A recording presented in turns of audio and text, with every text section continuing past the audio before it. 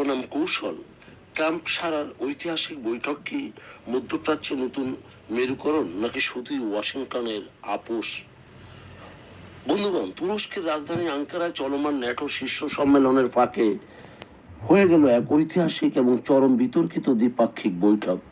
মার্কিন president Donald Trump এবং সিরিয়ার নতুন প্রেসিডেন্ট আহমেদ আল সারা মুখোমুখি বসেছিলেন আঞ্চলিক নিরাপত্তা, সিরিয়ার পুনর্গঠন এবং নিষেধাজ্ঞা প্রত্যাহারের মতো বড় বড় এজেন্ডা নিয়ে। ট্রাম্প প্রশাসন কর্তৃক সিরিয়াকে সন্ত্রাসবাদের পৃষ্ঠপোষক দেশের তকমা থেকে বাদ দেওয়ার ঘোষণার পর এই বৈঠকটি বিশ্ব রাজনীতিতে যেমন আলোচনার ঝড় তুলেছে, তেমনি জন্ম দিয়েছে একাধিক জটিল প্রশ্নের। চরমপন্থার পুনর্বাসন, ট্রাম্পের ভূ রাজনৈতিক জুয়া। সমালোচকদের প্রধান আপত্তির জায়গাটি হলো প্রেসিডেন্ট আহমেদ আল সারার অতীত ব্যাকগ্রাউন্ড। এক সময় কট্টরপন্থী আল কায়দা সংশ্লিষ্ট গোষ্ঠী এবং পরবর্তীতে হায়াত তাহরির আল শাম এইচটিএস এর শীর্ষ নেতা সারার মাথার উপর একসময় ওয়াশিংটনের 10 মিলিয়ন মার্কিন ডলারের পুরস্কার ঘোষণা করা ছিল, অথচ আজ সেই হোয়াইট হাউসই তাকে সিরিয়ার ত্রাতা এবং ঐক্যবদ্ধকারী নেতা হিসেবে স্বাগত জানাচ্ছে।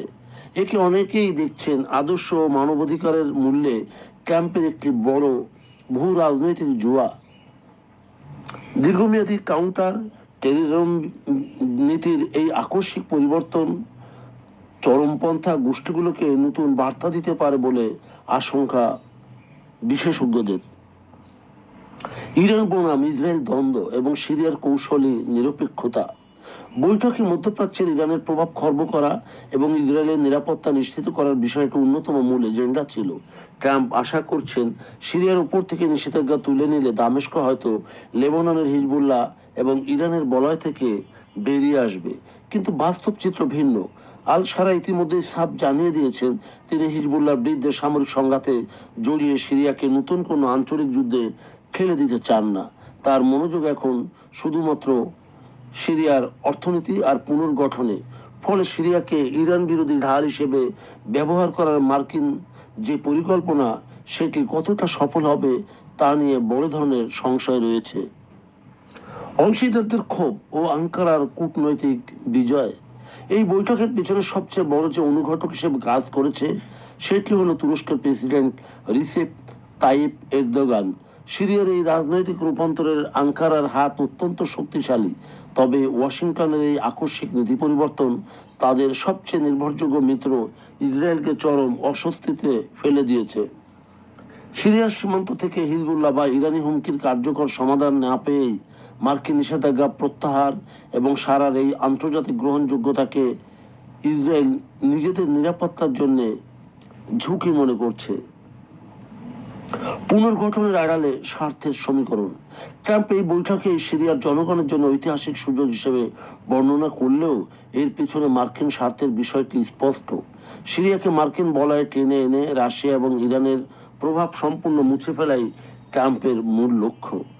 ফরাসি প্রেসিডেন্ট ইমানুয়েল ম্যাক্রোর সাম্প্রতিক দামেস্ক সফরের পর ট্রাম্পও চটজলদি সিরিয়ার কাছাকাছি বা তাকে পাশে টানার এই দৌড়ে নামলেন, যা পশ্চিমা পরাশক্তিগুলোর মধ্যে সিরিয়ার পুনর্গঠন বাজার এবং প্রভাব বিস্তারের এক অলিখিত প্রতিযোগিতা প্রমাণ করে।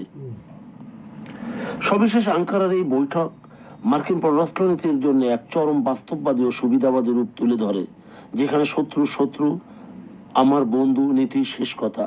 আসাদ সরকারের পতনের পর সিরিয়ার আপেক্ষিক স্থিতিশীলতা আসলেও একজন সাবেক জিহাদি নেতার কাঁধে ভর করে মধ্যপ্রাচ্যে শান্তি ও ইসরায়েল ইরান ভারসাম্যের যে স্বপ্ন ডোনাল্ড ট্রাম্প দেখছেন তা আদতে কতটা টেকসই হবে, নাকি এটি এই অঞ্চলে নতুন কোনো গৃহযুদ্ধ বা অস্থিরতার বীজ বপন করলো, তা সময় বলে দেবে।